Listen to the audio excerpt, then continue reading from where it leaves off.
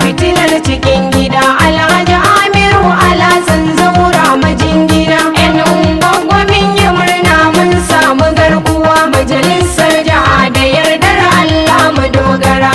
Tabbas Malam Bahaushe yana cewa Juma'ar da za ta yi kyau tun daga Laraba ake gane ta, domin kuwa al'ummar karamar hukumar Ungogo sun ce sun ji sun gani su sai Honorable Amir Alhassan Zaura suke so wakilce su a majalisar jiha sakamakon tumujin malele kuwa tekun fashin ayyukan alkhairin da yake zuwa musu a karamar hukumar ta Ungogo kamar haka. Ba da tallafi bangaren ilimin addini da na zamani ta yadda ya gine-gine a wasu daga cikin makarantun islamiyoyi da na zamani, haɗi da bayar da tallafin karatu ga matasa mata da maza. A bangare na lafiya kuwa Honorable Amir Alhassan Zaura yakan bi asibitoci da ke karamar hukumar ta Ungogo domin tallafawa marasa lafiya wajen yi musu ayyuka kyauta, wayar da kan iyaye mata na karamar hukumar Ungogo don kula da lafiyar sai ta iyalinsu da kuma ba su tallafin atamfofi bi haɗi da yi musu rijistar katin zaɓe, gyaran bohol da rabon kayan abinci a karamar hukumar ta Ungogo, ɗaukar nauyin tallata ayyukan gwamnatin APC a kafafen yada labarai da rabon motoci da mashina ga 'yan jam'iyyar APC, sannan uwa uba ba da tallafi ga matasa maza da mata domin dogaro da kai. Tabbas mai kamar zuwa kan aika Honorable Amir Alhassan Zaura kai ka cancanta ka zama wakilin karamar hukumar Ungogo a majalisar jiha.